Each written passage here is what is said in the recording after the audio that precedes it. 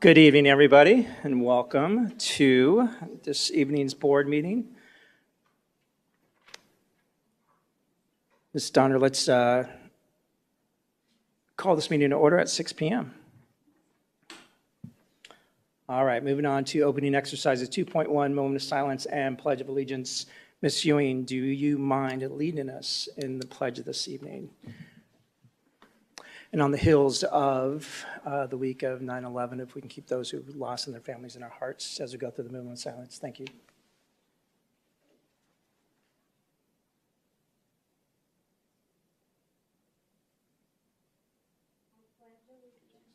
To the flag of the United States of America and to the republic for which it stands, one nation, under God, indivisible, with liberty and justice.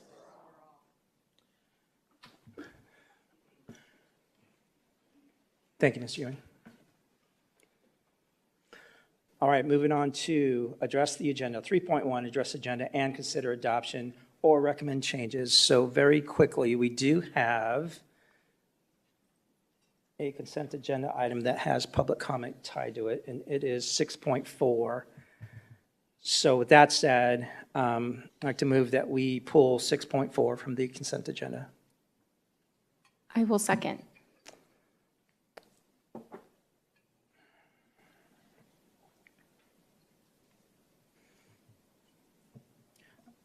Board members, any other items that you'd like to either change the order of or pull from a consent agenda this evening? Dr. Sorensen? No, sir. Mrs. Rooks? No. Mrs. Ewing? No, thank you. Okay. That said, I do need a motion to approve this evening's agenda with the movement of 6.4 being pulled out of the consent agenda.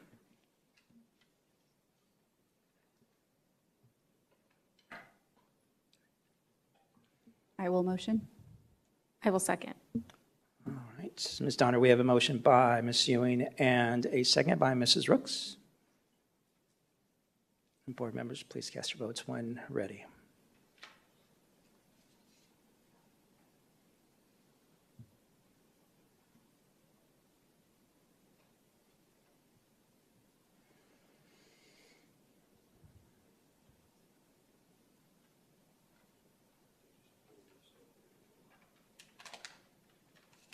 All right, board members, please cast your votes.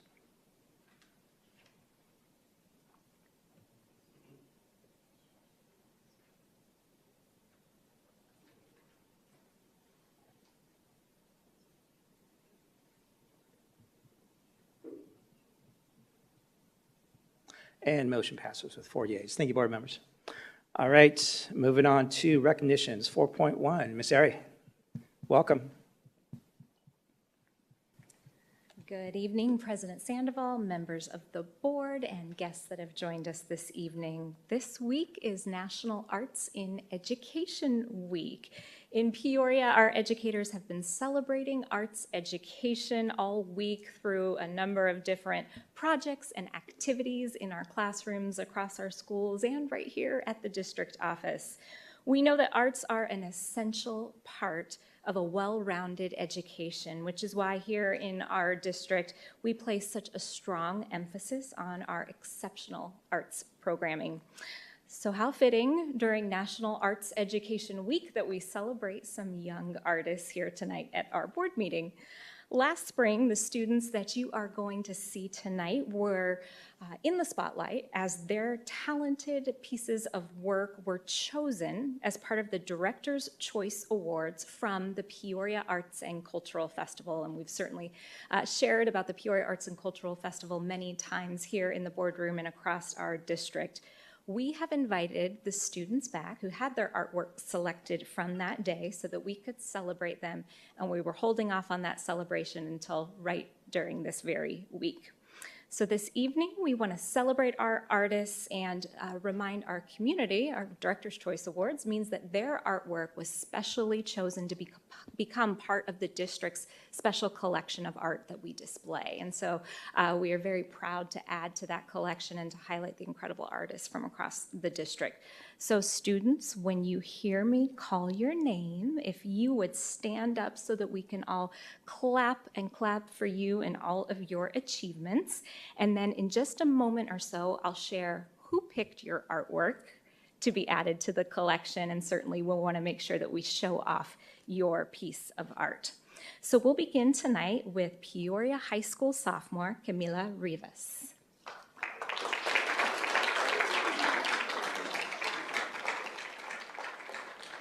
And I think you have some proud family members in attendance, and we want to have them stand so we can give them a big round of applause as well.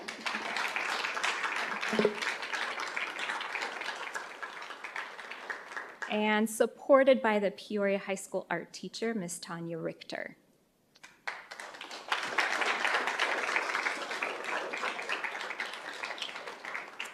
Tonight, we also want to recognize Liberty High School 2023 graduate, Jack Rusaker. He now attends the Ira A. Fulton College of Engineering. And so while he's in mechanical engineering, I'm told he still very much loves art, but he's represented this evening by his parents. And we're so glad that they could come tonight. If you would stand.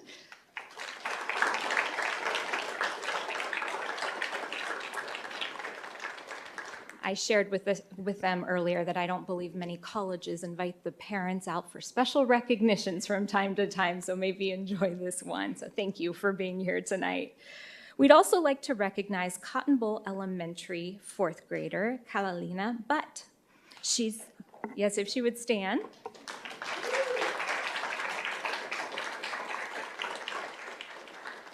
And Kaliana is joined by her art teacher, Ms. Victoria Jessing.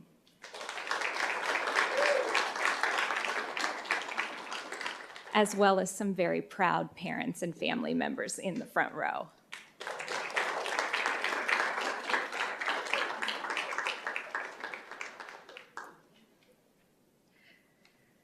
And last but certainly not least, from Country Meadows Elementary School, third grade student Silale Kubila Marquez. She is here with us tonight.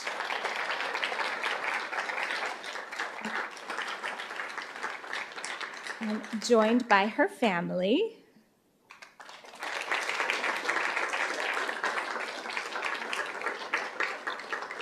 And I don't believe her art teacher was able to be here tonight, but certainly I know shares her congratulations as well. So congratulations.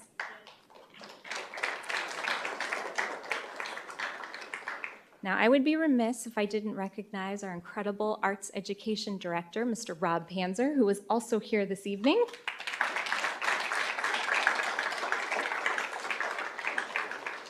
And he has an incredible team supporting him as well, and we're grateful for all they have done to make our arts program what it is, but also to help us celebrate this week. Well, I'm going to invite Mr. Panzer over to the artwork. You can see over here to the side of our governing board room, and we'll be sure to make some photos of these available to those that have joined us online this evening. But we actually have some of our cabinet members that were at the Arts Festival that selected the artwork tonight, and we want to give an opportunity to introduce them to the students who designed these works. And so, Mr. Panzer, I know you have a little something on behalf of all of us to present to the students this evening, but I want to begin tonight with Camila Rivas, and her artwork was selected tonight by Ms. Laura Vesley, who oversees our human resources team.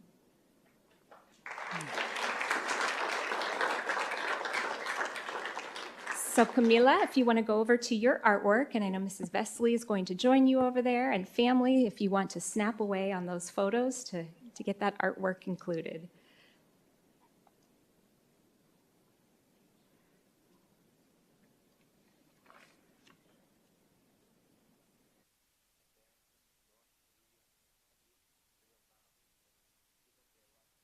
Wonderful. Congratulations again, Camila.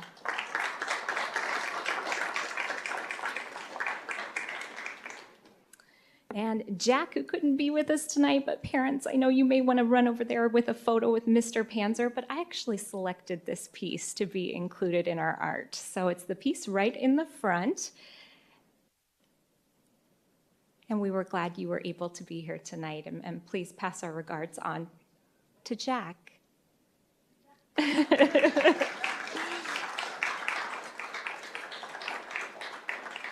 Congratulations.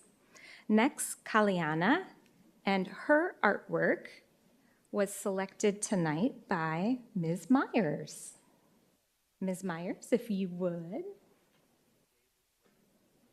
Did I swap them?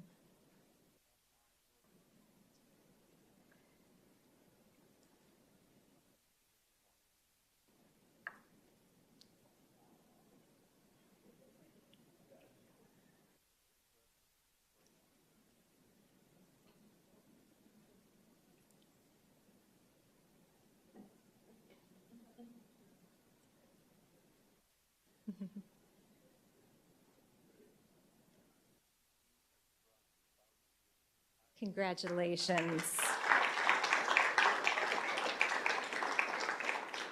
And last but not least, Silale, we want to make sure we get a photo of you with Dr. Hernandez that selected your artwork.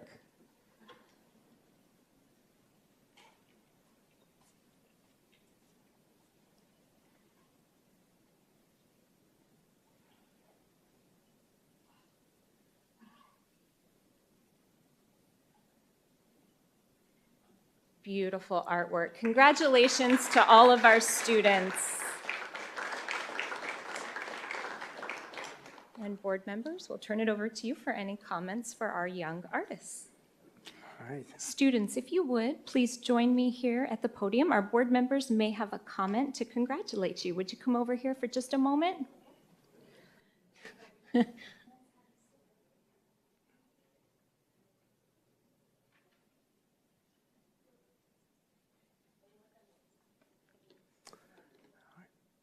Welcome and congratulations again. Dr. Sorensen.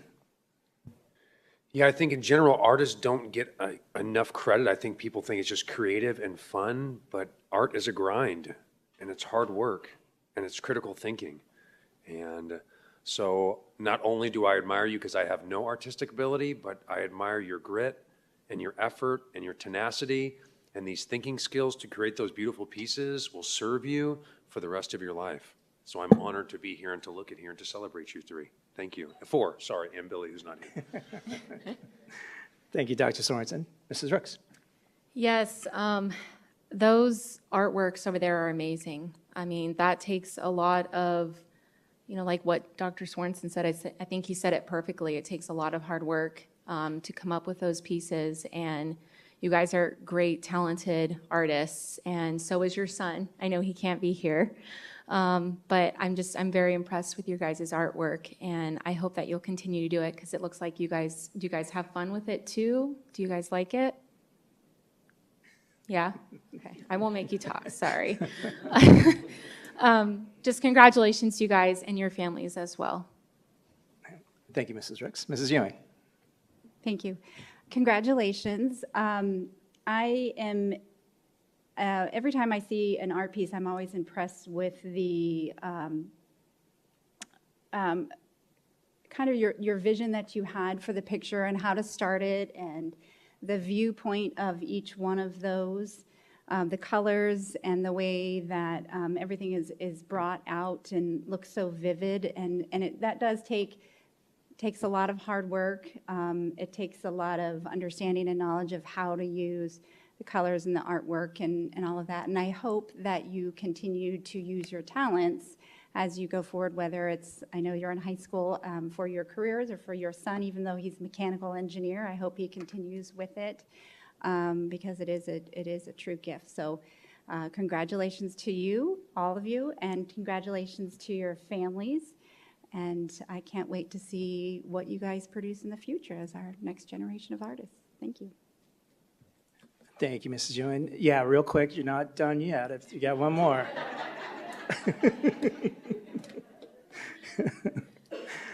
No, look, congratulations, and I'm going to agree with everything that's already been said from just a critical thinking perspective and just the beautiful work. That's great work, without question. I can't think of a vertical that really takes as much courage as the arts, right? Because you put something together without knowing how people are going to react to it, and you've done a great job on just really bringing, what you love to life. So thank you for the courage, and thank you just for being the best versions of yourself every day. Just looking forward to you continuing to shine and thrive, and looking forward to understanding where the arts take you. So congratulations again to your family, to your teachers, Mr. Panzer and the program. We always talk about all the great programs we have here in Peoria Unified. Our arts and academics are amongst the best. I mean, if you think about it, there's no doubt. Logic will take you from A to Z without question, right? But, it's imagination that can take you anywhere. So just congratulations again, and, have a great evening with your family celebrating. Thank you.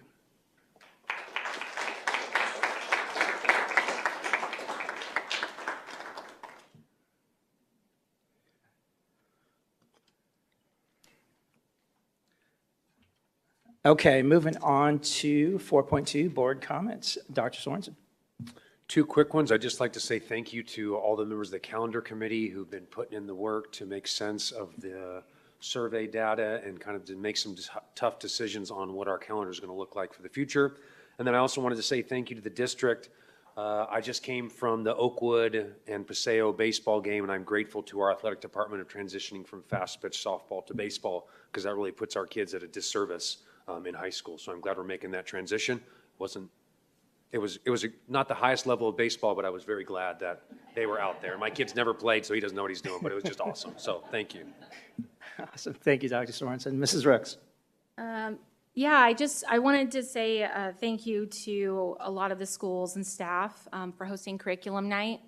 I did attend my kids' school curriculum night this week, and I just was very thankful for the presentations that were given to parents, that if parents couldn't make it, that it would be sent home to them, so anything that was presented. So I know I'm looking at you, Dr. Hernandez, because I know that's your department, and so I really appreciate a lot of the work that went into that, and really also setting up the school year for what the parents need to do to help their kids to be successful. And so I just want to say thank you to everyone that helped to make those possible. I do want to say, I want to give a couple of congratulations. Centennial High School football team, I know, is ranked right now number 5 in Arizona, and Liberty High School football team is ranked number 21 in the nation. And so I'm a football fan, so I wanted to kind of throw that out there. That's really great. And I also know that there was, I believe, the Emmys this week, the Rocky Mountain Emmys. I know that there was a lot of schools nominated, so that was really great. I saw that Liberty High School did get awarded for categories for nonfiction, short form, and live sporting events. So I just want to say congratulations to all the schools and their students. I think those are pretty awesome to have those type of awards in broadcasting, and I think that's a great thing. And then I also wanted to say thank you to the schools this week for honoring our first responders in remembrance for 9/11, and just that we never forget that day. I know I was at Frontier Elementary School when it happened, and so I really appreciate all that went into that this week. So thank you. Thank you, Mrs. Rooks. Mrs. Ewing. Yes, thank you to those schools that had that remembrance ceremony or recognized our first responders. I want to say a special thank you to a couple of the schools that I was out visiting, and all the great things that they were doing there. So I was at the Peoria, so let's see, I started off at Sunrise Mountain High School with the Mustang of the Month award, so that was really exciting. We got to surprise not only teachers, but also students with that award, and so that was really exciting to be part of that and walk around with the staff. Lake Pleasant had a really beautiful ceremony, and I got an opportunity to sit next to a woman who is the mother of one of my kids' kindergarten teachers, and for those of you that don't know, my kids are now in high school, so it was really special to be able to sit next to her and have conversations about how wonderful her daughter is. And then she was there celebrating the loss of her son in the Iraq War. So it was meant to be that I sat next to her that day. So, and I was out at Heritage School. They had their STEAM night, and that was really fantastic. They were there with the Met students, and the ACEE was out there as well, and that was a really phenomenal event. And then I was out at Alta Loma today, visiting their campus, meeting one of our new principals. I got an opportunity to talk with Ryan Reese, who's doing all of our safety assessments at our campuses, and get to talk to our safety resource officers, so that was really great as well.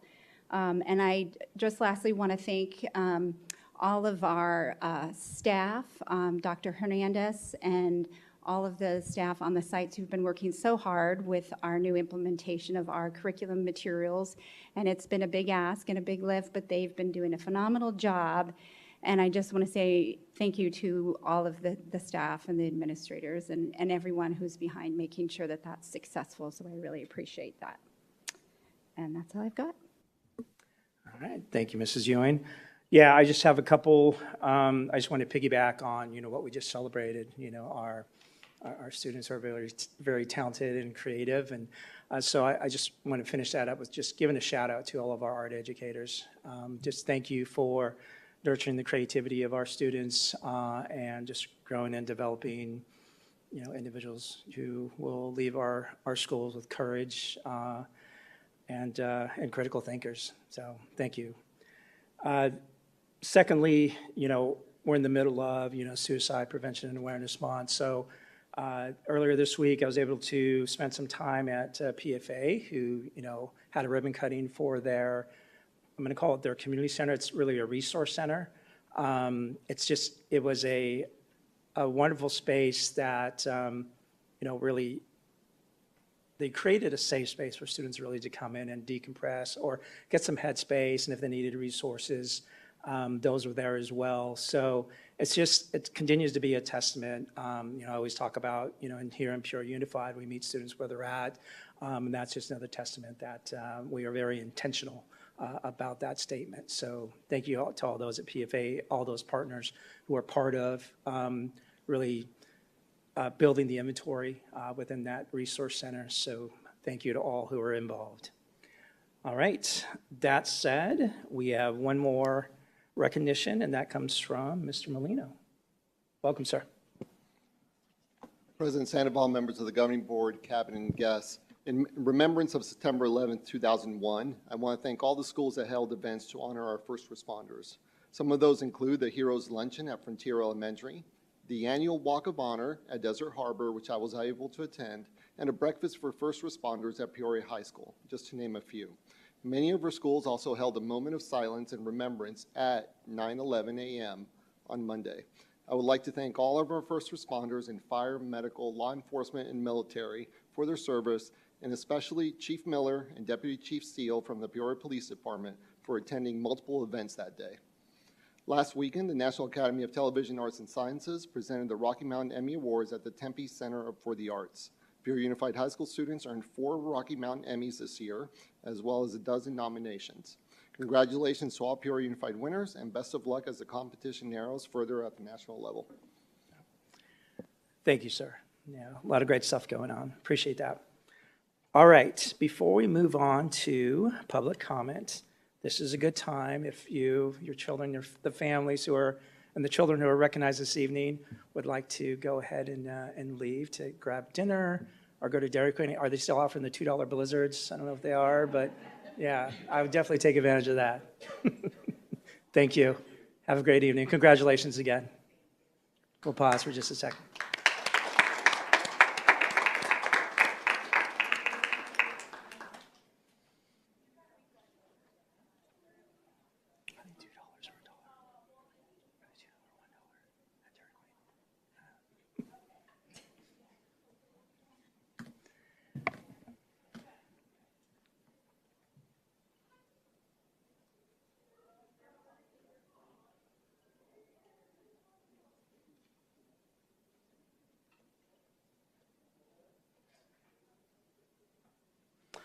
All right, moving on to section 5, public comment 5.1, request to address the governing board regarding matters not included on the agenda. All right. See familiar faces in here, so I see no need to take the time to read our housekeeping statement. It's on the form, it's, on our screens as you walk in. So that said, first public comments. As always, we'll spend 30 minutes of public comment, 3 minutes per individual. First public comment comes from Ms. Jody Brackett.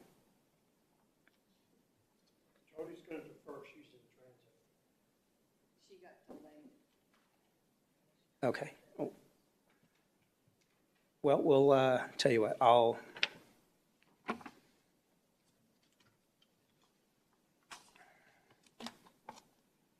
thank you for that. All right, that said, first public comment comes from Miss either Carmel or Charmel Bolster. Charmel, okay. Welcome. Thank you. President Sandoval, board members, and to all here that are present. I came here, and the first thing before I really start for the reason I'm here is I want to make a clarification of something that was said at the last meeting. One of the gentlemen spoke, and he was concerned about monies being diverted from the public school system to the Catholic school system. He specifically mentioned Brophy Catholic High School. Having been a former Catholic school teacher, it didn't sound quite right to me, so I contacted Brophy and talked to the head of their financial department. She explained to me the ESA program, which he also mentioned, and so most of you probably already know this, but just to clarify, the Catholic schools receive no public funds from the state or the federal government. The ESA monies go directly to the family, and it doesn't have to be used for tuition. It can be used for supplies, it can be used for tutoring, it can be used for curricula. All of this is listed on the, you can go online and see it. The other thing that I think is very interesting about the program, it is a very limited and restricted program in that to qualify for it, you have to be a special ed student with an IEP or something else. It's also for students who have parents that are in the military or who may be deployed. And again, there are several other criteria. So it's not that we have a lot of students that are going to be diverted or monies that are going to be diverted from the public schools to these homeschooling or the Catholic schools. So anyway, I just wanted to kind of start off and make that clarification in case anybody is worried or concerned about it. Trust me, as a former Catholic school teacher, they don't get a lot of money. And I learned as a first-year Catholic school teacher what recycling was long time ago before it ever became popular. My real reason for being here and actually starting to attend these meetings is because I am concerned about some of the issues, the social issues that are coming up. Your mission statement says, every student, every day, prepared to shape tomorrow.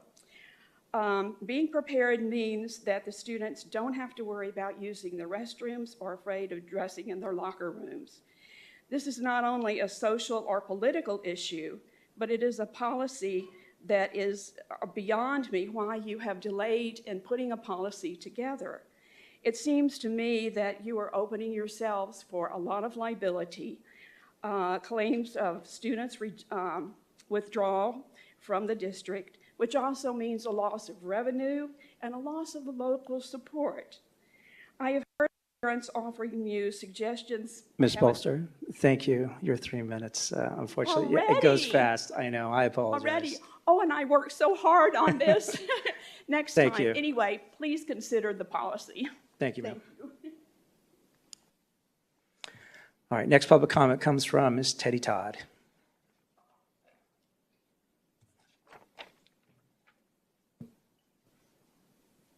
Good evening, President, Clerk, board members.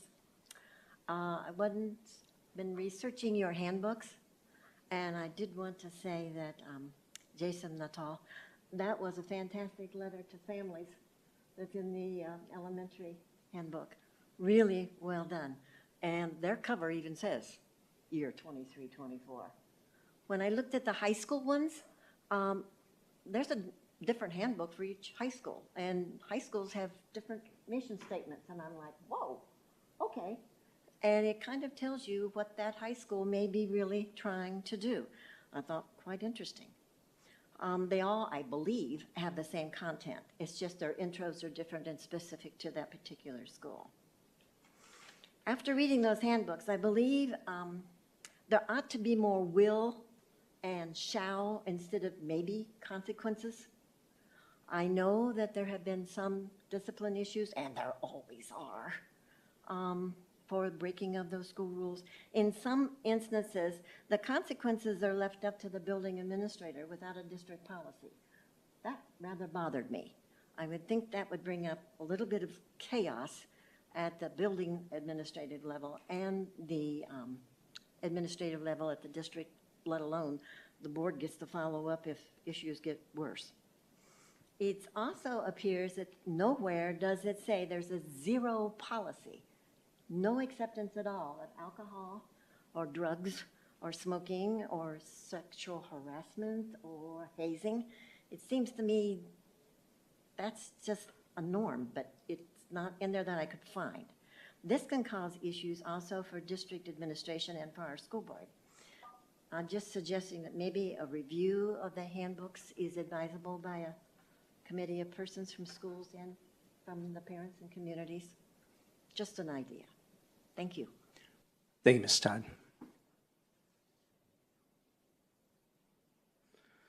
Next public comment comes from Ms. Janet Klepas.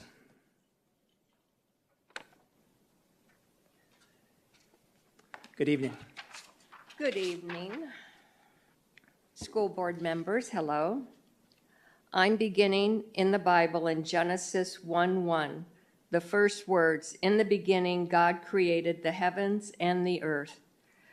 It continued, and God said, in the sixth day of creation, he created, he kept saying, God said. That means God spoke. You can continue to John in the Gospels, 1:1, in the beginning, he stated, in the beginning was the Word. The Word was with God, and the Word was God.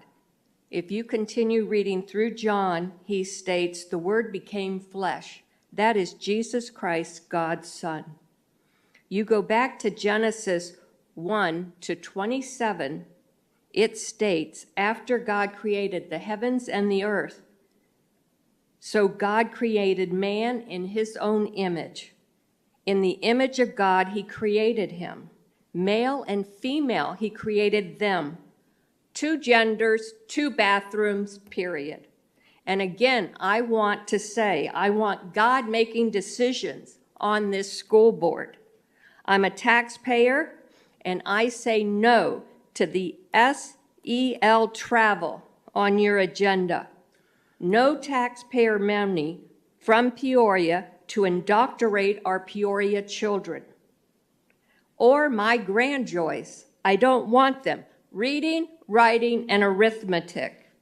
And once again, I will remind everyone, Jesus is speaking words in Mark, in the Gospel, chapter 9:42. If anyone causes one of these little ones who believes in me, that would be Jesus, to sin, it would be better for him to be thrown into the sea with a large millstone around his neck.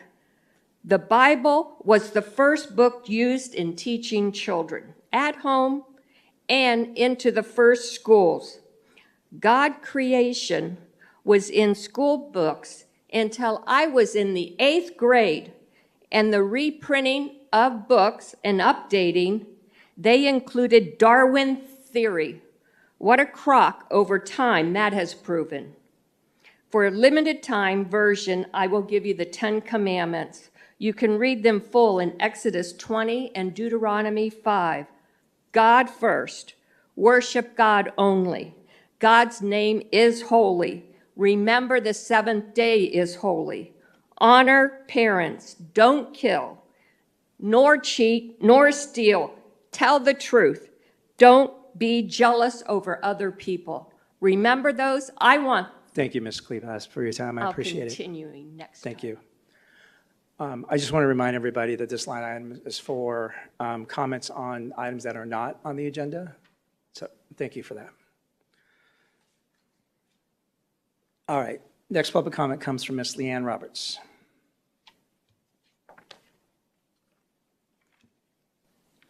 Hello, everybody.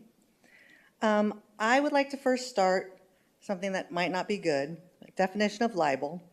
The legally indefensible publication or broadcast of words or images that are degrading to a person or injurious to his or her reputation. I am requesting that the libelous remarks about me are removed from the West Valley Parent Uniting Facebook page immediately. I will not tell you guys what it said because that's not important, but I will tell you that I did not say anything about anyone's child in particular, nor would I ever. When I was talking at the last meeting, it was addressed to anyone with a special needs child, and I am included in that demographic. So please have that removed immediately. Now on to something much better. I wanted to be at the last board meeting, but I couldn't because I started a homework club after school with some of my students, and it just kind of conflicted with my day. So I was really thankful, and I want to thank you all for voting for individuals who have experience with either our board or experience in education at a high level. This should be the board's #1 priority, to have someone knowledgeable to fill the vacant position. And I am thankful that the names you sent in to Mr. Watson were the most qualified for the governing board position that is open. Thank you very much. Thank you for your time, Ms. Roberts. All right, next public comment comes from Ms. Tiffany Benson.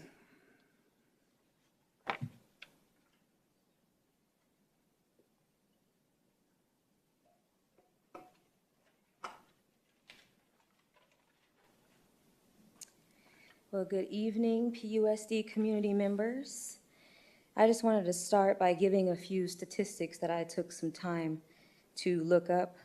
You'll pardon my public education math, but roughly about 14 to 15,000 high school students are enrolled in PUSD at any given time. And although we may have a graduation rate above 92%, about 90% of these students are not college ready. About 70%, which is about 10,000 students, are not minimally proficient in math. About 67% can't read on their grade level. And the trend also shows that if these students don't drop out, then about every 3 to 4 years, that 10,000 will graduate with no math or reading skills. If I were a college recruiter or a job recruiter, I wouldn't take a diploma from this district seriously at this moment. And this is our legacy. Yet, academics are still not the focus of this administration. Our acting superintendent is allegedly drafting plans for an open concept unisex bathroom.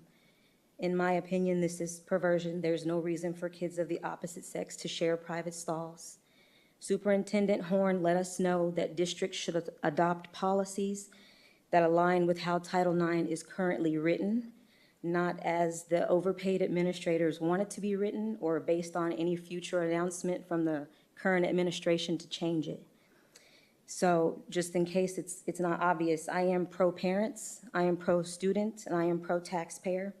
I will never be pro-government or pro-administration. But I'm willing to work with government and administration. And so what we need is a formal presentation from Mr. Molino's administration on how much money is going to be spent on what I think is a nudist colony bathroom, and how it's going to improve the safety of biological females on campus. And I also want to know how these particular bathrooms will resolve the other issues we've heard about, the vaping, the drugs, the bullying that's going on. Parents also want a survey to voice their opinion or how they feel about their child potentially being physically or sexually assaulted in a bathroom. So I think parents, now that you can see what's coming, and you know that within the next 4 years, at least 10,000 of these students in this district won't have any life skills, I recommend unenrolling your kids from this district. And before we came in here, Mr. Molino, you attempted to talk to me. I completely forgot about it after I signed up to speak, but I'll be here after the meeting is over. Thank you, Ms. Benson. Next public comment comes from Ms. Becky Smith.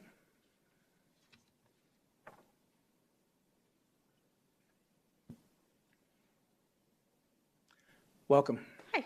I have just two comments. They're kind of unrelated, but in response to the study session that went on last week, I am dumbfounded why that was behind closed doors. I don't understand why that was how it was done. I know I can't really get an answer at the moment from you guys, but I don't know why that wouldn't be something you would want the parents to hear, the community to hear, the staff to hear, like what your thoughts are on these candidates and who's going to be a board member. I just think it looks bad.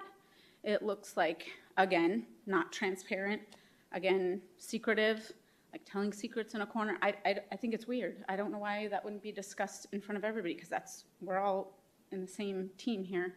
And I've supposedly heard that's never been done before by another board, so if that's the case, it's not customary. But and then the other thing that I just wanted to talk about, which apparently there was a 5th grade assignment about bugs, food of the future, and Americans need to open their minds to eating bugs because other countries do it, and we need to learn to do it. I don't want my kids eating bugs. If somebody else wants to eat bugs, that's great. They can eat bugs. But I don't think that's what we should be teaching kids at school, that they need to learn how to accept eating bugs. We have food. We're America.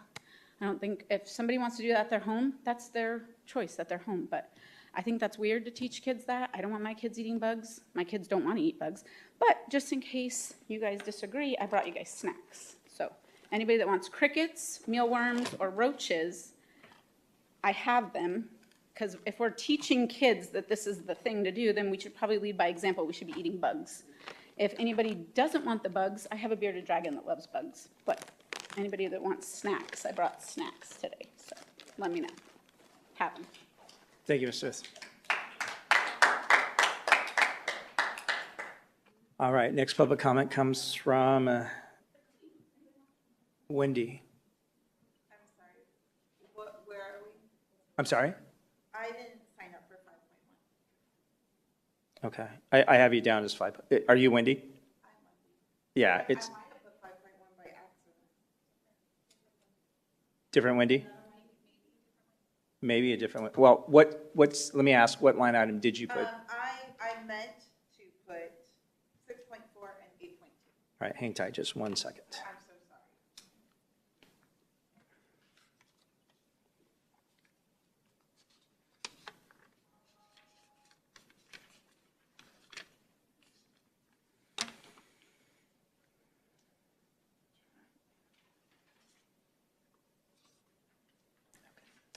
So I do have you for 8.2, but not 6.4. So that must be where okay, no worries. Are you okay if I change it on here to 6.4? I would appreciate it. What's that? Sure, I would appreciate that. Thank you. Okay.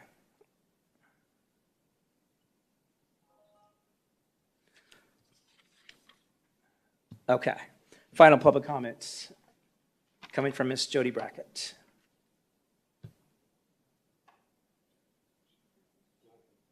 Yeah, we'll have to move on so we can keep this boardroom moving.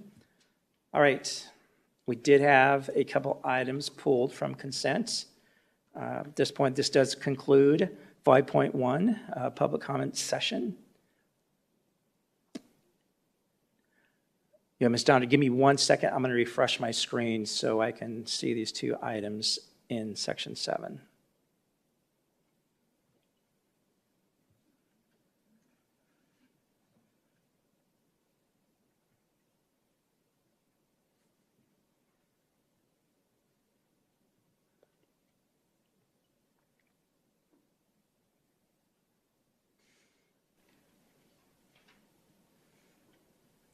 Okay. So as always, we will listen to public comment and board members' questions and comments. Cabinets, This line item that was pulled was around staff travel requests. It was 6.4 in the original consent agenda. It is now 7.1, okay? So no need to come up to the podium. Any questions that come our way will be fielded where you're at, there at the cabinet row, okay? All right, perfect. All right, that said, same rules apply to public comment tied to these line items. 3 minutes per individual, 30 minutes for public comment. First public comment tied to staff travel requests comes from Wendy. Hello, good evening. Before I start on my 6.4 item, I did want to thank the district for acknowledging and remembering 9/11. I lived in the Washington, D.C. area at that time. Both my husband and I acted in support roles, first responder roles, and drove by the Pentagon every day. And so here in Arizona, we moved to this area from there. Thank you for remembering 9/11. Well, it's open enrollment for health insurance, and people's premiums are going up, their copays, their deductibles, their prescription cost. As we know, we're dealing with this economy where we're dealing with record high gas prices, groceries. Families are struggling to pay for daycare. A car repair could be a crisis. Living paycheck to paycheck in our country right now. Credit card debt is at an all-time high. And I have to assume it's not because people are going on vacation. It's because they're trying to meet their needs in their day-to-day life. In the interest of transparency, I would like to know the total amount that the district is spending on staff travel requests. And I don't just want it for this line item here. I'd like to know for the entire year of 2023, because I know that several tens of thousands of dollars have already been spent. And I'd like to know what that total would be, including this tonight. As the board, it is your responsibility to be good stewards of resources. And in the interest of transparency, I would like to know how these travel requests, attending this out-of-state travel, will help my students be prepared to shape tomorrow. So I would like to know what the information sharing plan is when staff attend these out-of-state events. What is the plan? How do they bring that knowledge back and share that among the district? What is the protocol for that? And how does that filter down to impact my student directly to be prepared to shape tomorrow? So yeah, that's my ask. I'm asking for total cost in this time of great financial distress for many of the families who live here in Peoria. And I want to know what that information sharing is. And make no mistake, I'm a professional myself. I have great appreciation for knowledge sharing, professional development, continuing education. I'd appreciate that, and I understand. But at a time like this, it doesn't seem that tens of thousands of dollars is an appropriate allocation of funds. Thank you. Thank you, Wendy. All right, moving on to the next public comment tied to this line item comes from Ms. Teddy Todd.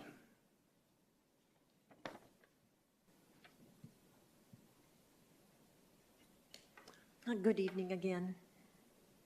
And to everyone here too. You can't hear me?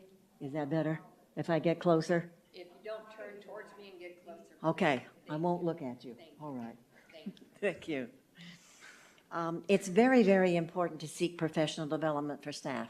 That is absolutely critical. But all of these are out of state and very expensive. Are the topics to increase student learning in math, science, reading, writing, history, or is it more SEL, social emotional learning? Which is not supposed to be a curriculum in the Arizona schools statewide. It appears we have approved district curriculum called Boys Town on social skills, following AZ College and career readiness standards in all content areas. And this is a part of the work of the social workers. I'm just a little confused. These are all paid out of mental health funds, Title I and Title II, results-based grant funds, and other grant funds. Doesn't really specify it. In some cases, it doesn't even say how many people are really going. Are these persons to return and provide additional professional development for our own staff? That'd be great. If it is for basic skills, how does this training increase the academic results for the district? It really concerns me that the number of elementary students we have total and the number of high school students we have total, half our kids disappear. Not really. They're in charter schools, home schools, private schools, and religious schools. This is not good. We presently have only old teacher resources in history, civics, and government K-12. I would like to see some dollars go to those areas as resources as a stopgap this year while we work on, by November, the same books to investigate which ones and to approve books for next year and the professional development that goes with those. Thank you. Thank you, Ms. Todd. All right, next public comment tied to this line item comes from Ms. Corrine Haynes.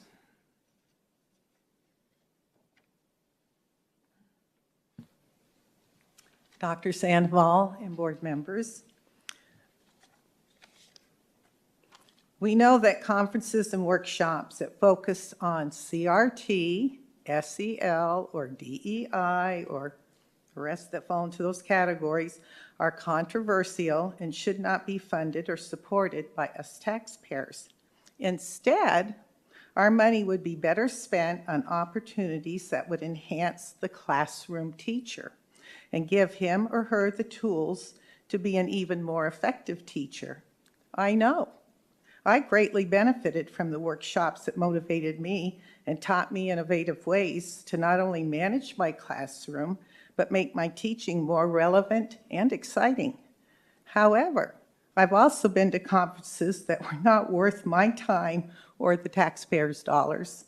Please make sure the conferences and workshops you fund are in alignment with our values and expectations and hopefully would raise our academic standards. Thank you. Thank you, Ms. Haynes.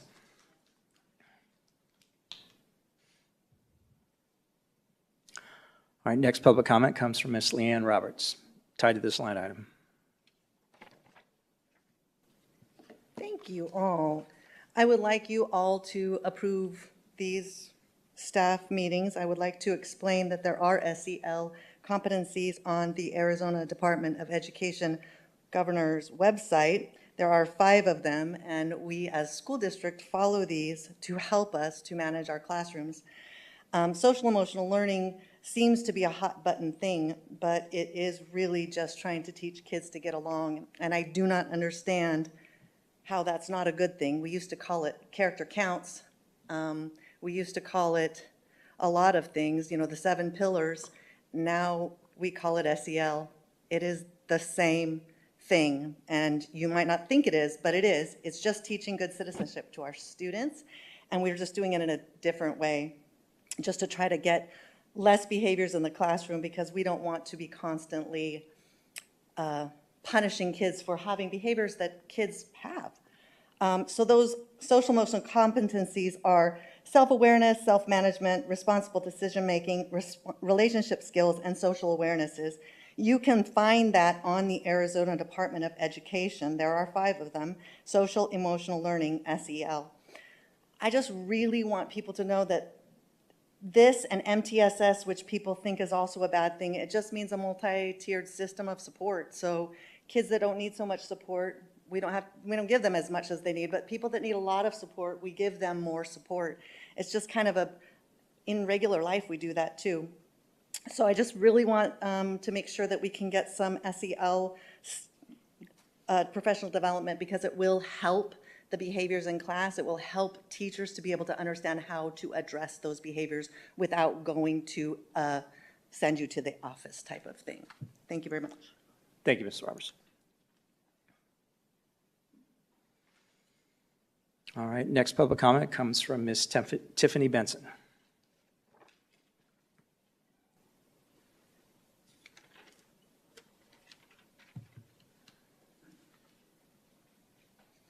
Hello again. I just want to say that not only words matter, but the definitions behind words matter. So when you're using words like diversity, inclusion, and equity, which in my book is DIE because it needs to die, that's really racist doctrine. But let me just read what I wrote here. So no matter what session the counselors or educators go to, one of the conferences, a mental health conference, it's not geared towards helping students overcome or succeed at anything. And counselors and educators can't even support each other with this type of training. There's a session, CS 1.10, it's called Positioning Racial, Ethnic, Minoritized College Students as Culturally Affirming, Mentor Helping, Marginalized K through 12 Youth Thrive. This session, when I read the definition of it, it assumes someone who looks like me is more susceptible to mental illness for no other reason than I'm Black. Session 3.11 is called Evaluation of Trauma-Informed Culturally Responsive Training. This session assumes someone who looks like me suffers from, and I quote, experiences of interpersonal and structural trauma and racism. So bottom line, there are only two types of people who want to attend these conferences. The first group of people are those who are ignorant. They're not aware that they're being brainwashed with Marxist Jim Crow doctrine. So SEL, all those other initials, it's the same thing. It's a pro Jim Crow stuff, okay?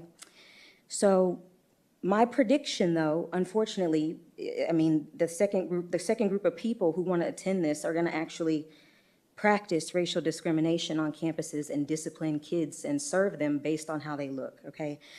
And what I don't want to happen, but I think is going to happen here as soon as these comments are done, we're going to get 3 yays from the majority of the board.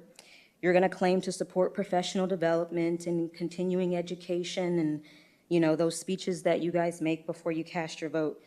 But I'm telling you, President Sandoval, Dr. Sorensen, Melissa Ewing, conferences with titles like these and descriptions like these, they're wrong and they're offensive. You know, one day, I think it was about 2 or 3 years ago, I actually met a white woman who did an ancestry search on herself. She did a blood test and found out that she had slave owners in her lineage. Without knowing whether or not anybody in my family had ever been a slave, this woman literally wrote me a reparation check. And rather than leave it blank, she pathetically filled out an amount. And I think that these types of doctrines that the educators and counselors are learning is going to produce these kinds of results in society. So I really think that if we don't get it together and focus on these kids and academics, then I think that the parents should start a movement to defund PUSD. Thank you, Ms. Benson. Next public comment comes from Christina.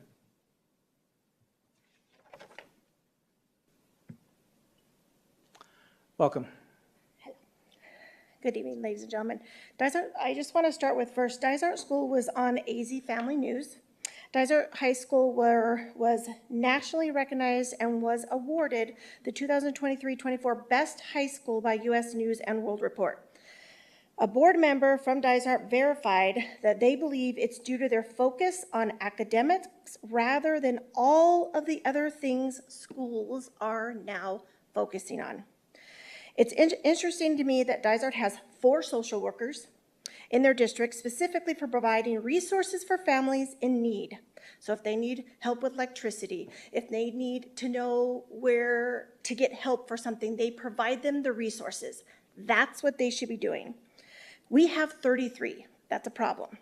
They must be doing something right since they have better pay for their bus drivers, teachers, and now they're being nationally recognized for their academics in high school. Maybe we need to do their following.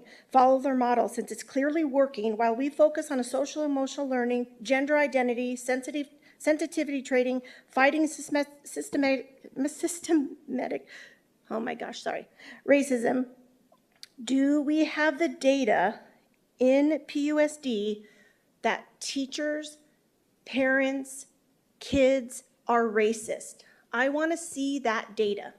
If we don't have it, why are we sending people to learn how to stop it?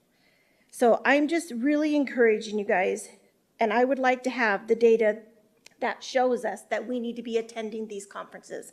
Because I do have data that we are terribly failing our children right now with our test scores. So if I was going to back a conference for teachers, social workers, whatever to go to, we need to start focusing on our academics. We need to be sending teachers to math conferences, English conferences, things to help them learn to teach our children so they're not failing or tanking our scores anymore. The other thing that I do want to focus on too is that we need to get back to teaching and leave mental health, medical to the professionals. We are not, or PUSD is not a mental health facility. It is not made to do that. So I am begging you guys to focus on academics, because if I take my child for medical help and me and my doctor is working with my child on their issues, and then the school steps in with their medical evaluation and their assistance, it might confuse everything. So I just, please stay in your lane. If you want to send our staff to places, send them for what they are supposed to be doing, teaching academics, period. Thank you, Ms. Rogers. All right, that concludes public comment tied to this line item. Mrs. Rooks, questions, comments? Do you want to go with me first, or do you want to go Dr. Sorensen? You know what, I actually, I'm don't going to go with know. Dr. Sorensen Okay. first. Dr. Sorensen. Out of order, so. You know what, yeah, it's, anyway, Dr. Sorensen. Yeah, I agree a lot with what was said. I think people who go to conferences should be held accountable to show how they're using that information that directly impacts the learning on campus. I completely agree with that. Because I can tell you, I've been to some conferences that are good, and I take a lot back, and I've been to some conferences that were a waste of money. Yes, we should be assessing which ones we want to go, and site leaders, I can tell you as a site leader in this district, anytime anybody went to a conference, they had to pull something out and present it to the rest of the class, to the rest of the staff. Yes, I support that. Thank you. Thank you, Dr. Sorensen. Mrs. Rex. Well, I read through all of the staff travel, and the first one with the annual conference on advancing school mental health, I had a lot of concerns. I read 48 pages of the workshops, and it's they have a conference on everyday anti-racist actions everyone can use.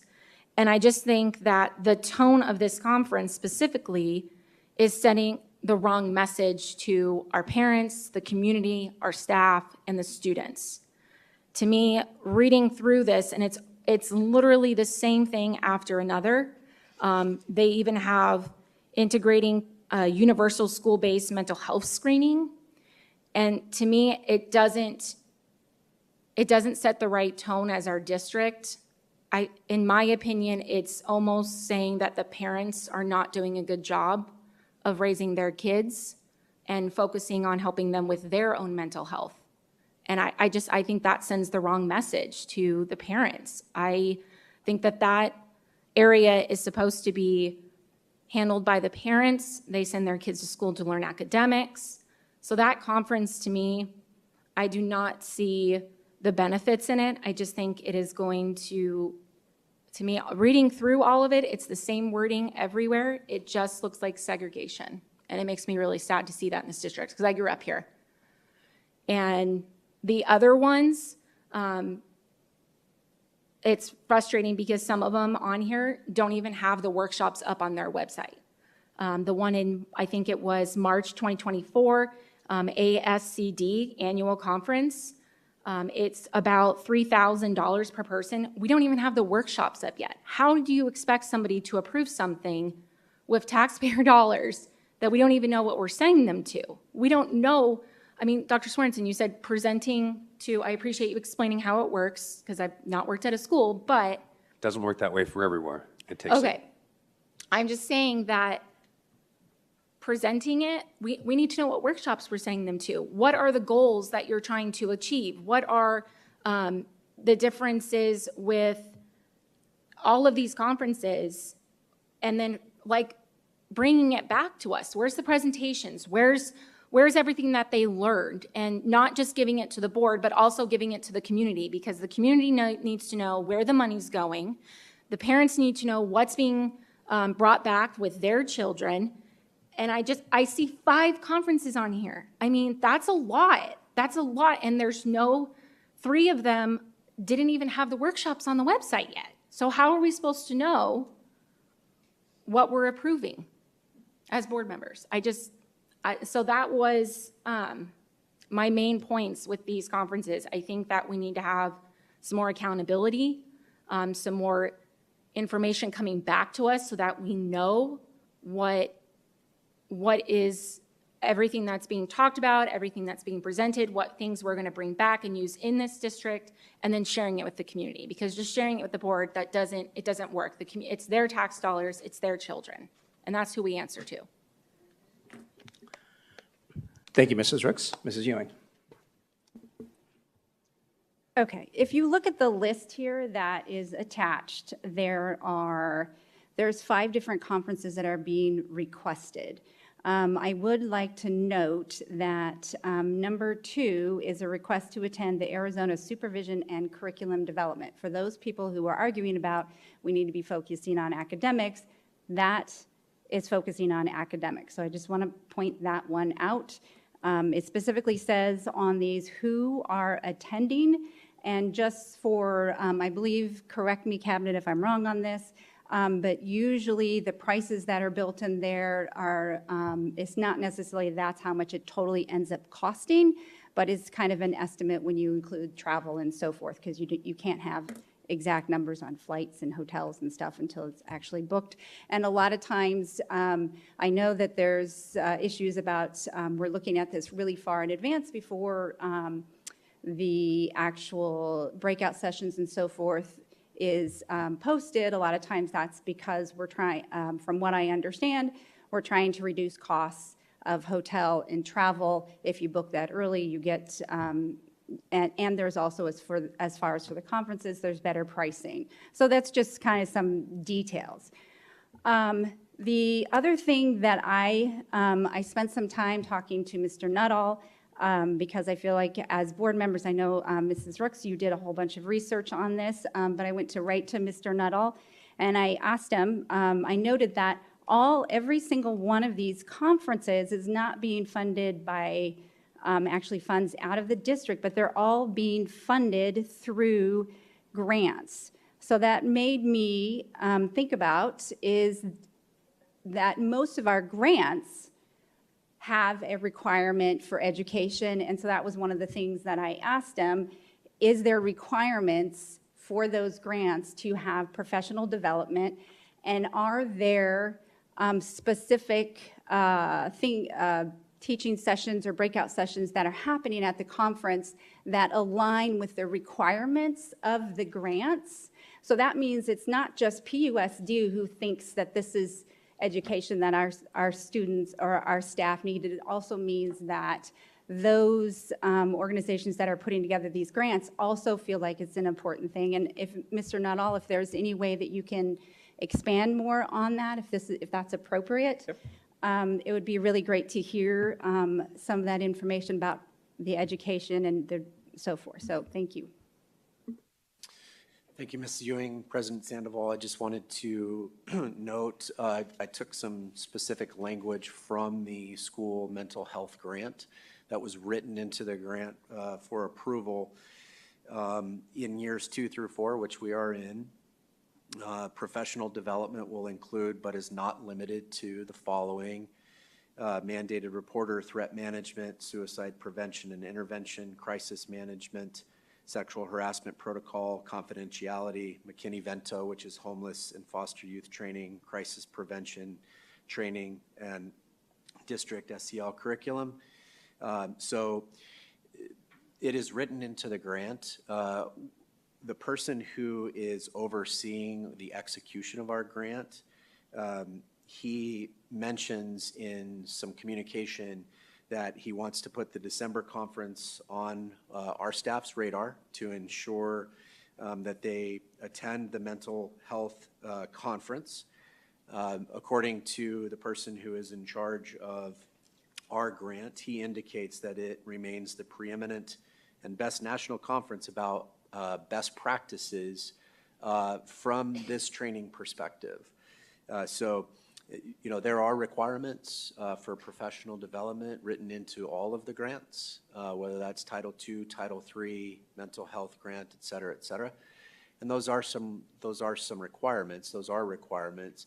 I just also offer, you know, we have a lot of resources. One of the things that ESSER dollars has provided for districts across the state is the fact that we can have access to a lot of resources.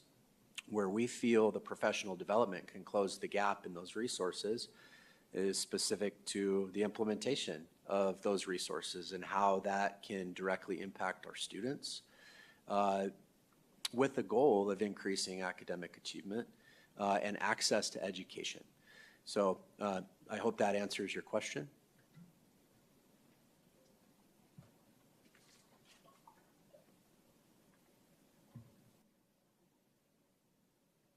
The final thing that I just want to offer is if you look at our strategic plan, it focuses on student success, safety, and well-being, and much of what's in here is focused on well-being. It's very important. We all know that our students learn better when they are happy and they feel safe in their classrooms. Much of what is being presented here is at the conferences can assist with that. And then one other question for you, Mr. Nuttall, is whenever, or any of the other cabinet members, if they have this information, when our staff goes off to these conferences, especially if it's been identified to meet certain grant criteria, there's parameters. I'm guessing that there's parameters put on our staff of what we want them to attend, and if it's an out-of-state conference, if there's items on there that don't fit within either our policies or the state laws, that type of thing, that they're given those parameters as well. And then I know that like one of our there are 4 components of our strategic plan. One of them is to be student-centered, data-driven, highly effective professional learning community. We will ensure every student and employee is known, valued, cared for, and challenged, and that we have a highly trained and modern workforce. And I believe that all of these help us to meet that strategic plan, so that is part of our, it is in line with our mission statement. So again, sorry, my question is, do we have constraints or parameters put on those who are going to make sure that they are not only capturing the information that is most in line with what we want them to learn in our missions and visions? And then I think it would be helpful to the board and for individuals here and those listening to know what is the process requirement of how they bring that great knowledge back to be able to make bring it back to the classrooms and to the students. If there was any way we could expand on that, that would be great. Sure, I'll start with the first question. So I too have done some light reading of all 124 sessions, and I've identified the things that I don't believe fall within the district mission, vision, values, and strategic plan. I've also cross-referenced those particular sessions with the people who are attending those conferences to ensure that they understand that the conferences and sessions that they do attend need to fall within those specific parameters and expectations with our district mission, vision, values, and strategic plan. And so we have conversations about what that looks like. The professionals that are going to these conferences understand those expectations prior to even signing up for any of these conferences. Certainly because of the fact that many of the conferences don't have their agenda posted, we have to do some additional research. An example might be the lead school counselor is going to a conference or is requesting approval to go to a conference. I've reviewed extensively prior years' conference agendas and scenarios in anticipation that they don't have gigantic paradigm shifts from year to year to year. They do have some subtle changes based off of modern and best practices so that we can apply. And so when that does come up, we will engage in a conversation about that itinerary. We do ask that our staff bring back to our cabinet, as well as begin to implement some strategies of best practices learned to our site level leaders, site level assistant principals, and then certainly that filters down. If it is the request of the governing board to have more specific presentations on how they intend to implement what they've learned, we can certainly implore our staff to do that. That is absolutely no problem by me, and in full transparency, we're honored to be able to share what we've learned and be able to implement, moving in the direction of accomplishing and achieving the goals and strategies within our strategic plan. Thank you. Thank you, Mrs. Ewing. And Mr. Nettle, thank you for explaining the process that the district goes through to ensure that, as we send individuals to these types of conferences, they align with our vision, mission, and also align with, certainly state legislation as well. So I appreciate that. It was mentioned by one of the public commenters. Yes, I do believe in professional organizations and partnering with those organizations to enhance the acumen, of our teachers and staff, without question. For me, and I said it earlier when we were congratulating our art students, I do believe in Peoria Unified, we do a great job on meeting students where they're at and building on this acumen to be able to look beyond what's right in front of you, to be able to provide those wraparound services to our students who may, have experienced trauma for whatever reason it happens. A student's, brain wellness, brain health does influence their success in the classroom. So that said, thank you for the information. I do agree with Dr. Sorensen and some of the requests from the public commenters around that information. Hopefully we were taking notes. I know I have my notes. We have email addresses on these forms. If we can respond to these individuals accordingly, that'd be great. Anyway, I appreciate. Sorry. That's okay. I appreciate certainly the clarity on the process that we go through. So thank you for that, Mrs. Ricks. Yeah, thank you, President Sandoval. I just wanted to, again, the mental health conference, I appreciate what you just said, but for me, it's the tone of the whole conference that speaks volumes. And then the keynote speakers, it's possible it's going to be around the same things. It's got a session on strategies for discussing race, racial discrimination, addressing clinician bias to promote equitable implementation, where it talks about that, our clinics, our doctors have implicit bias. I just don't think that's the right message to send to our community. Even the Pioneer staff trip, I looked up the keynote speaker. Louise Cruz states that we depend on schools today to help all students learn at grade level or higher. But what if schools were never established with that purpose in mind? What if the desire to go back to normal after the pandemic is not what schools need to ensure equitable learning for all students?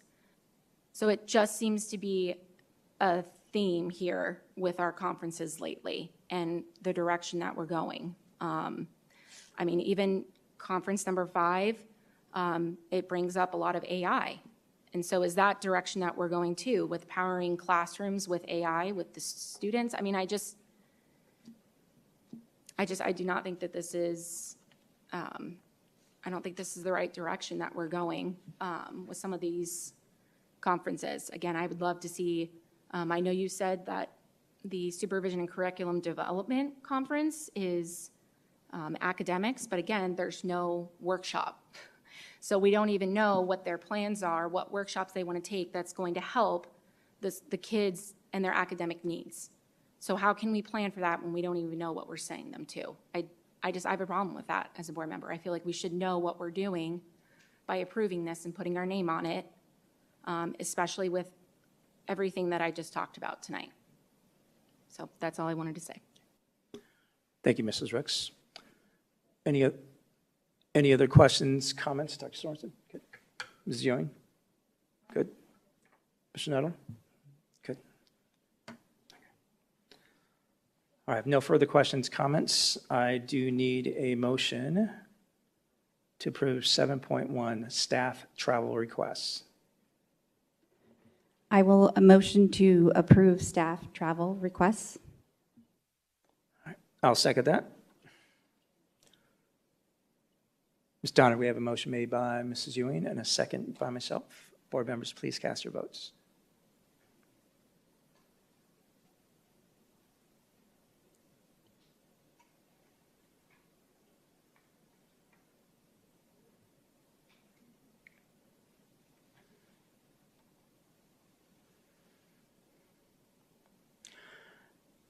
And motion passes with 3 yeas, 1 nay.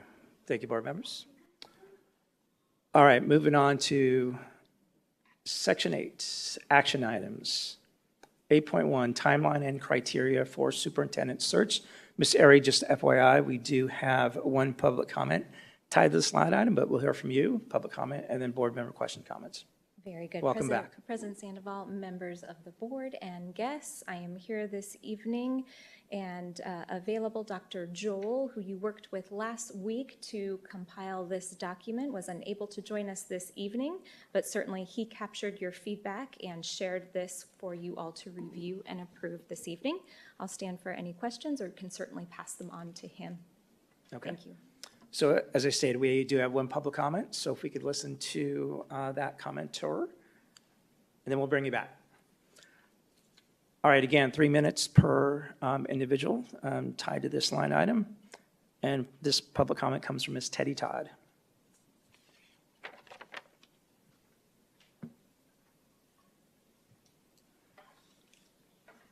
Good evening again,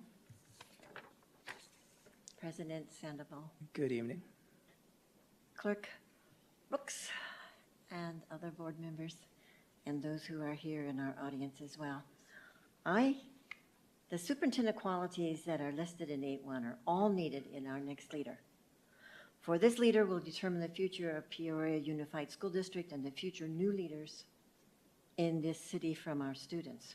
The next 4 years plus this past year, which we pulled in math and science curriculum and professional development, and it's rather exciting to have some new materials in the classrooms, will be a major turning point for this school district.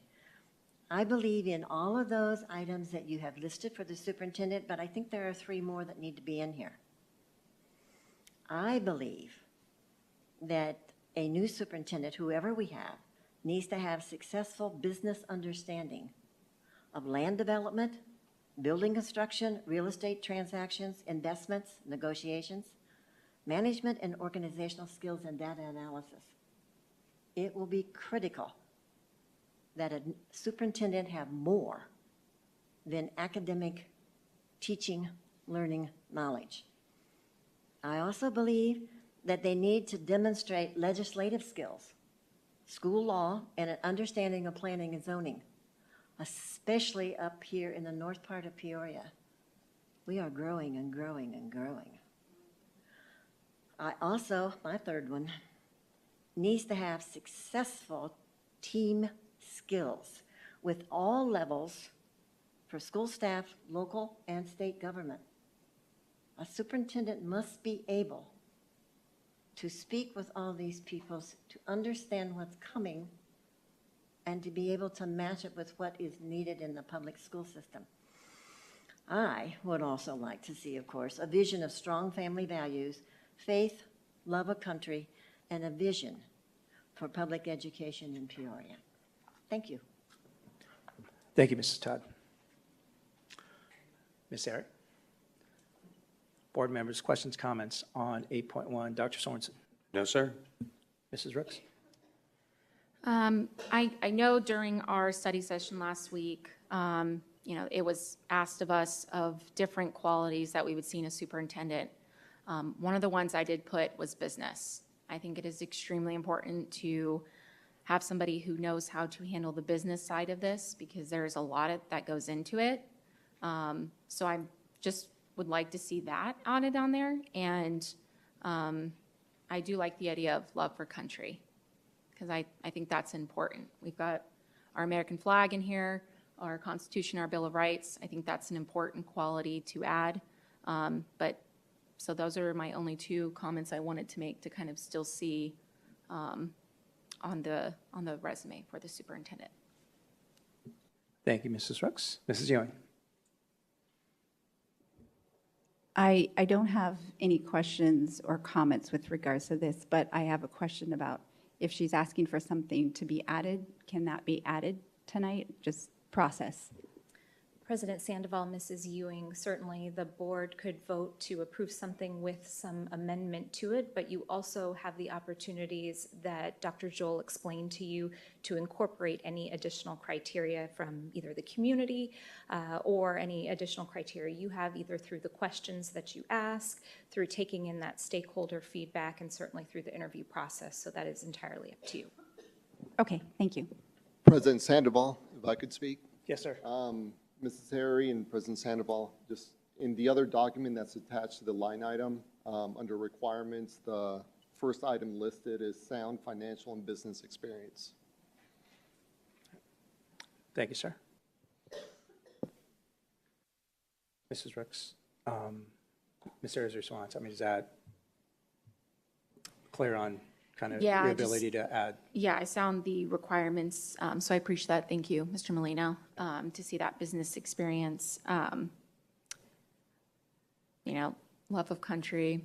So, if I'm allowed to motion to add an amendment, something in there for loving of their country, that would be my only, yeah. Is that something, a process that we can do now? Or I know there's a channel that you just spoke about for Mrs. Rooks to put in an amendment, other requests around quality and character of the individual. So I just want to be clear on the process to make sure that. President Sandoval, Mrs. Rooks, you could approve this with amendments, and you certainly, it would be at the will of the board. You also could make sure that that's noted in any other way. It is up to you. Okay. So I guess present a motion, Okay. right? Yep. To approve So with. I motion to approve this with an amendment adding in love for country under the, under the superintendent requirement. I'll second that. Okay. Any other questions, comments, Ms. Ewing? Yeah, the only comment I have, Ms. Airy, is I do like the flexibility of the start date as mutually agreed upon no later than July 1st, 2024. I think I was certainly vocal in the meeting. We were defining the characteristics of this next superintendent, but also putting them in a position to be successful, right? So meaning, while we have that flexibility, I think we'd be putting him or her in a position to be successful if we're able to bring them on sooner than later, right? So they spend some time at the district before we enter the 2024-2025 academic year. So I'll just leave that statement as that. So that said, anything else? No, thank you. Okay, perfect. Did you have something else? Okay. Okay, so, Ms. Donner, we have a motion to approve 8.1 timeline and criteria for superintendent search with the addition of love of country to the characteristics section. Do I have that right, Ms. Rooks? Yes, that's correct. Okay. So motion was made by Mrs. Rooks to amend this document and a second by Dr. Sorensen. So if you can run us through a vote, or let me know if you have any questions. Okay, perfect. All right, board members, please cast your votes.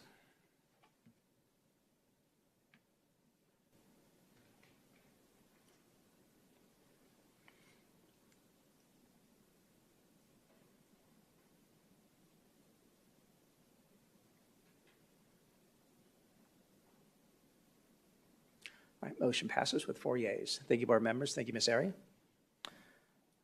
Okay. Moving on to 8.2, enrollment capacity and open enrollment. Mr. Little, how are you, sir? I'm doing well. Thank you, President Sandoval. Good. Before you get started, sorry, we do have a couple of public comments tied to this line item. So again, process, you speak, they speak, and then question, comments. Excellent. Thank you.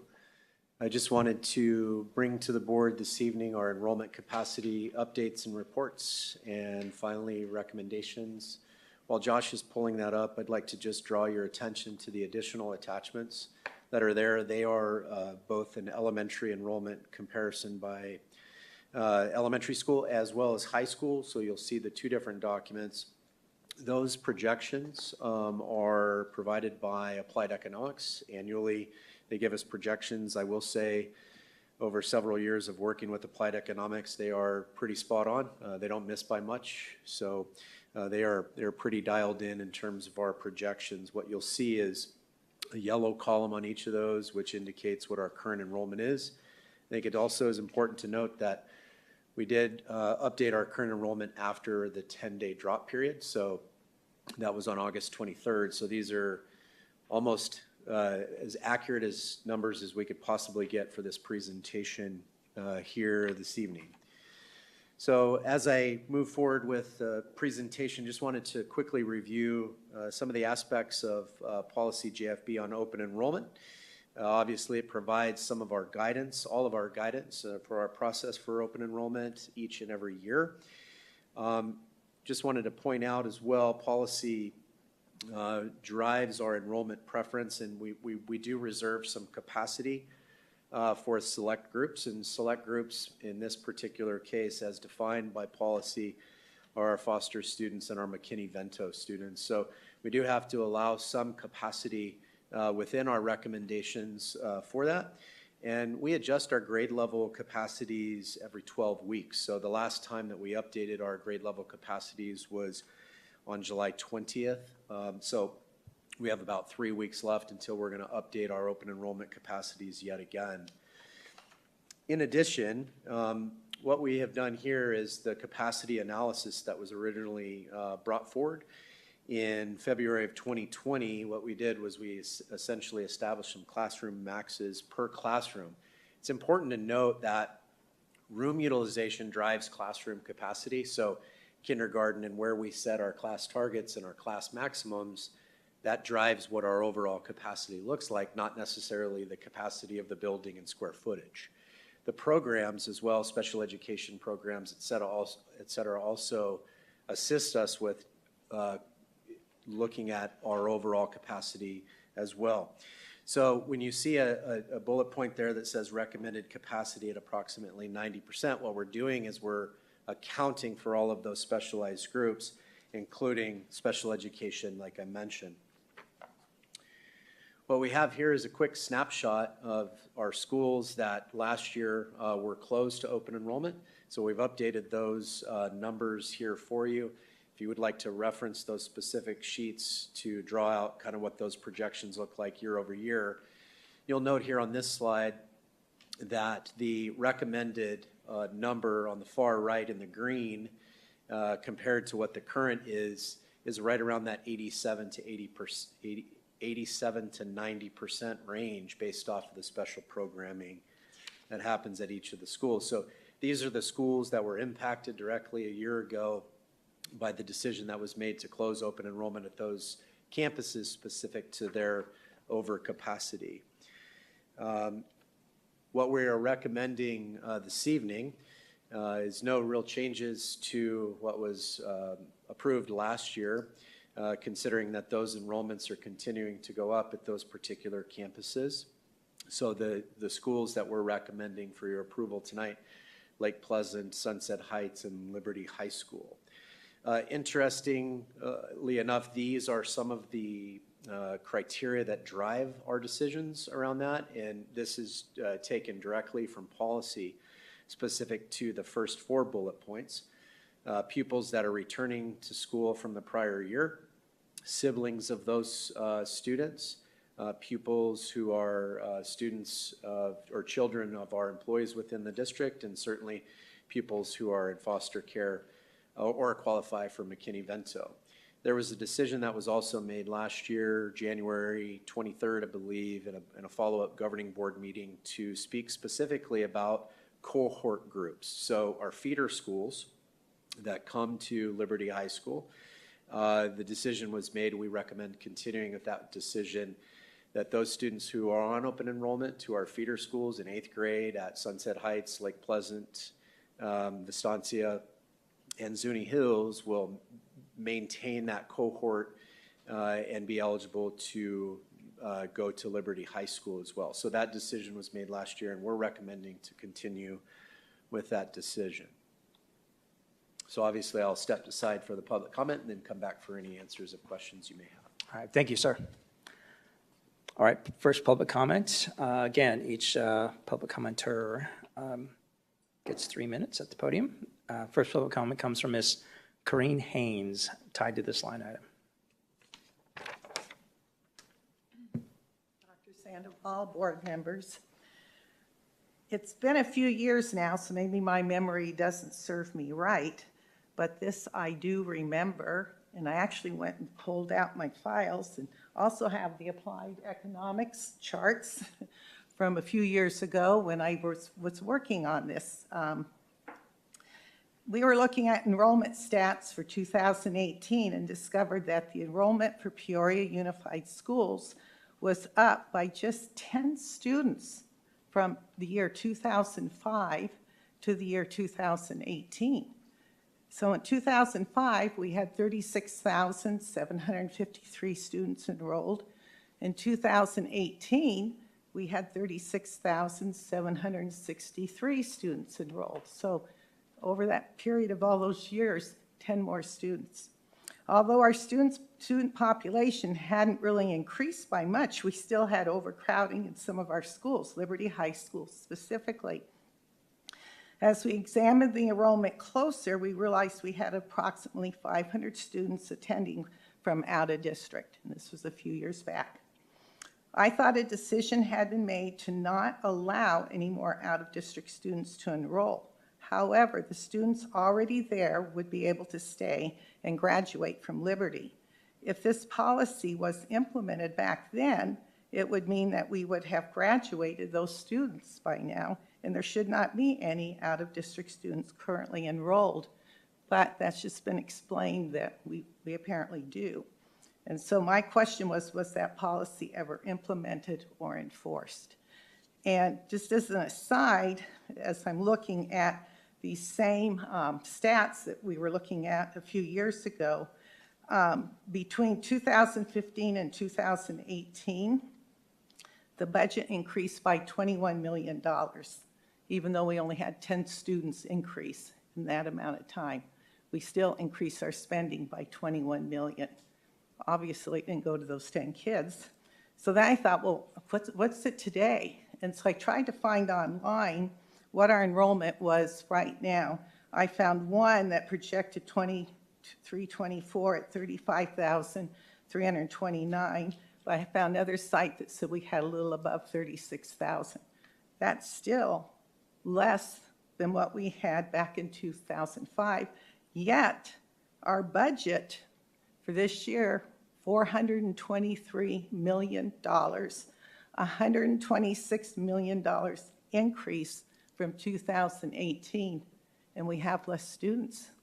If I was a teacher, and I have been a teacher, I'd be going, where is all that money going? And I'm saying if money is what makes our kids smart, because we're always needing more money, then we better be graduating some darn smart kids this coming year. I appreciate it. Thank you. All right, next public comment comes from Wendy. Welcome back. Hello, thank you. In 2006, my family moved to Peoria, and in 2006, Liberty High School opened its doors. We actually were building a house in another district, and we had a child with special medical needs and felt that the services provided by Peoria would better suit her because they had a registered nurse on every campus at that time, and we knew she would need access to a registered nurse throughout her day. We lost our deposit on the other home that we were building in Dysart. and we came to Liberty. We bought a house that was smaller square footage so that we could be solidly rooted in Peoria. We have a Peoria zip code. We have paid property taxes for all of this time, and it is my kids' turn finally to attend Liberty High School. It's been a long time coming, and it's our turn now. Well, they can't get a parking spot, and they often don't get their first choice of electives, and not every roster is a open roster, no-cut sport, whether that's arts or sports. So they may or may not get to participate in their high school sport because it's very competitive, obviously. But I want to tell you a story about one of my girls. She came to Liberty as a freshman. She took sports medicine. She didn't know she was going to like sports medicine. But she was made to fill out her electives and fill out her next school year very early in that school year. And then we were told you couldn't make changes. They're too crowded, you can't make changes, so if you don't get your first elective, and at that time she didn't even know she would be interested in advanced sports med, you were stuck. Well, turns out she liked it. So she wanted to be in advanced sports medicine. And we had to thank you to her counselor who really worked with us and helped us. We had to move around. We were told we weren't supposed to do this, but, you know, she liked it. She loved advanced sports medicine, and now she is participating in the Liberty Student Athletic Trainer Program. So when you see those kids out there with those water bottles, I want you to know they had to take sports medicine, advanced sports medicine. Then they had to write an essay, go through an interview process, and be invited to be on that field filling up those water bottles. And my daughter is one of them. Because of this experience, she's looking at potentially having a career in sports medicine. And it was all almost jeopardized because our school is too crowded. She almost didn't get her elective. How many futures, how many dreams have we lost to overcrowding?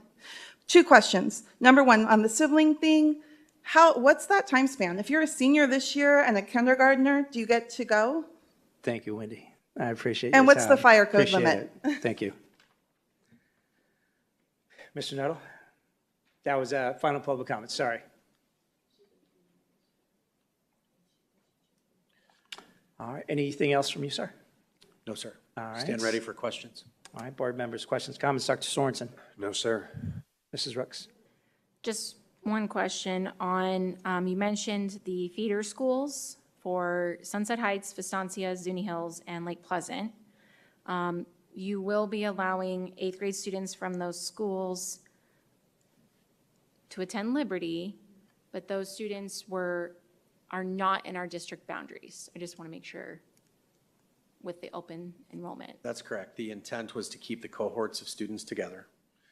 Okay. All right. I understand wanting to keep friends together, but I also know that Liberty is a little crowded. So if we're accepting students that are not in our district boundaries to a school that we don't have room for the students that are like living right across the street, I just think re-looking at that, if they want to come here to the district, that's great.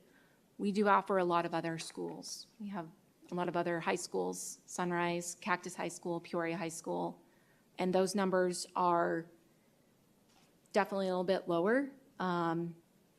So I think that's a concern to be brought up, is just what I want to make note of.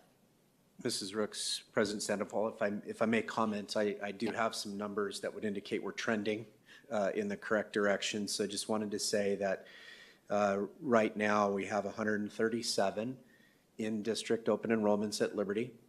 There are 149 out-of-district open enrollments. I don't have the breakdown of why and what those are. I just know that those numbers. So the comment was made just a few short years ago, there was 500. So now there are 149. I'll also just say that in 2020, we had an open enrollment total of out-of-district students of 372.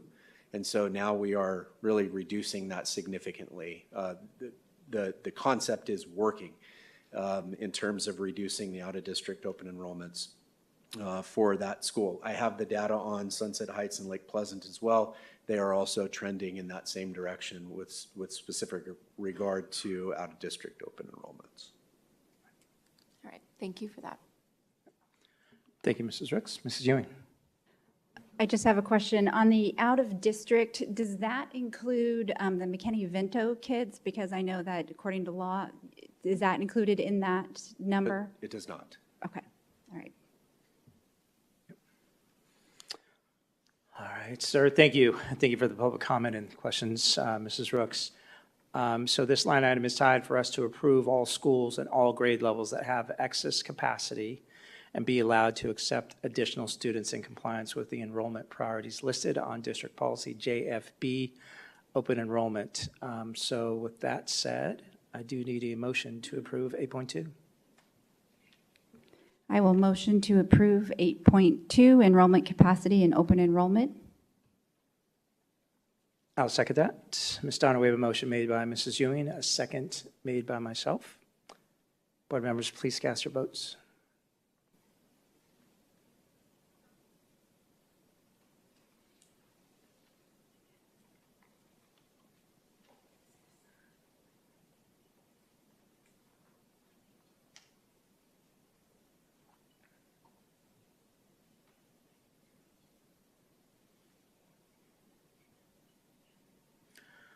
All right, motion passes with 4 yeas. Thank you, board members. All right, moving on. We have no discussion items this evening, so moving on to Section 10, informational reports. Report on upcoming meetings and events. Ms. Airy. President Sandoval, nothing to add to the report this evening. Thank you. 10.2, legislative, state, and local updates. Ms. Myers. Yes, well, good evening, President Sandoval, members of the governing board, cabinet, and community. Tonight, there will be 2 updates under this agenda item. The first will be related to the Arizona minimum wage. On November 8th in 2016, Arizona voters approved the minimum wage and paid time off initiative, which is known as Prop 206. And the purpose of Prop 206 was twofold. It was to increase the minimum wage from $8.05 per hour in 2016 to $12 an hour by 2020, as well as to provide paid time off to employees and to have that requirement for employers. Another requirement of Prop 206 is that every January 1st, the minimum wage will increase each year. And this percentage increase is based on August year-over-year inflation. And the measure for inflation is the Consumer Price Index for all urban consumers and the average for all items from August 2022 to August 2023. The latest inflation percentage number that was released on September 13th, 2023 was 3.7%, which would be a 51-cent increase to the minimum wage rate. Projected increases are rounded to the nearest multiple of 5 cents. So based on this, the school finance community is estimating that the minimum wage will increase on January 1st, 2024, from the current rate of $13.85 an hour to $14.35 an hour. Now, of course, the state of Arizona will provide an official number in the very near future. That concludes my report. I will now turn the floor over to Mrs. Airy for an update. Thank you. Thank you, Mrs. Myers. Ms. Airy. Thank you, President Sandoval, members of the board. This evening, I have a report at the most local level here from Maricopa County Education Service Agency as it pertains to the governing board vacancy that we have. We received an update from the Office of Superintendent Steve Watson, and as you know, we closed our online application process on September 4th and submitted all copies of the applications that we received to the superintendent. We also submitted 3 names on behalf of the board following your meeting on September 7th.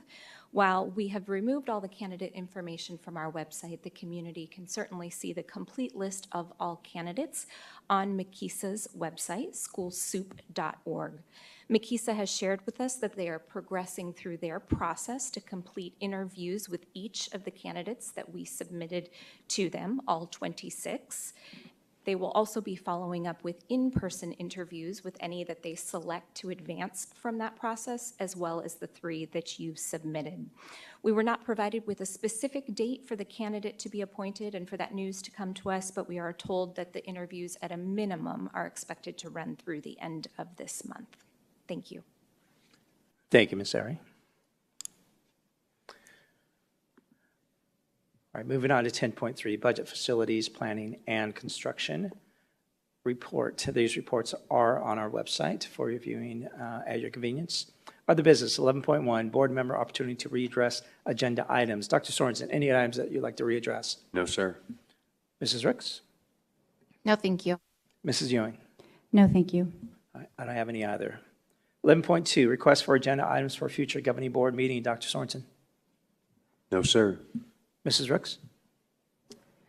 I do have a couple. I would like to maybe have a review of our handbooks, just for either a Friday report, just to see the handbooks with the high school versus the elementary, just to review what's in them. A Friday report is fine with that one. Yeah, and that's one that I was actually going to ask for. But so, Ms. Ari, I mean, is that format possible? Like a soft copy of it? I'm assuming it is, right? I mean, it's probably on our website. President Sandoval, I'm looking to Mr. Nettle, and yes, I believe it is possible to provide that to you. Yes, sir. We can find a way to make it readable and just point out a couple of things for you all as well. Awesome, perfect. Thank you. I'll second that. Thank you. The other one is the total amount for staffed requests for out-of-state travel for this year of 2023, just so that, we're, I guess, holding some transparency and accountability is what I was looking for the total amount spent, expenses for those out-of-state travel requests for conferences. And that's for the current calendar year or this academic year? Let's do this academic year, I guess, or no, current calendar year. So January 2023 to now. Present? Yeah. Okay. Thank you for clarification. Yep, sure. Friday report, good? Yeah. All right. That's fine. I'll second that. And then the last thing is with the conferences that were approved tonight for out-of-state travel, I would like to have some type of presentation of what was learned and what is going to be brought back into the district. And I would like for it to be at a board meeting so that the community can better understand of what was learned at these conferences and what we're bringing back, just for full transparency. So a future agenda item of the presentations for the conferences that were approved tonight. And I know some of them are like in 2024, so that gives us some time, but yeah. Mr. Nettle, any questions on that or clarification? Yeah? Okay. I'm okay, yeah. Okay. All right, I'll second that. Thank you. Yep. And that's it.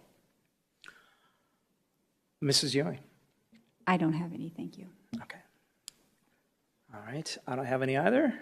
Moving on to section 12.1, adjournment. Ms. Donner, let's adjourn this meeting at 7:53 p.m. Or do you need a motion, sorry, to adjourn this meeting at 7:53 p.m.? I'll motion we adjourn at 7:53 p.m. I'll second that. Ms. Donner, we have a motion made by Mrs. Rooks, second made by myself. Board members, please cast your votes.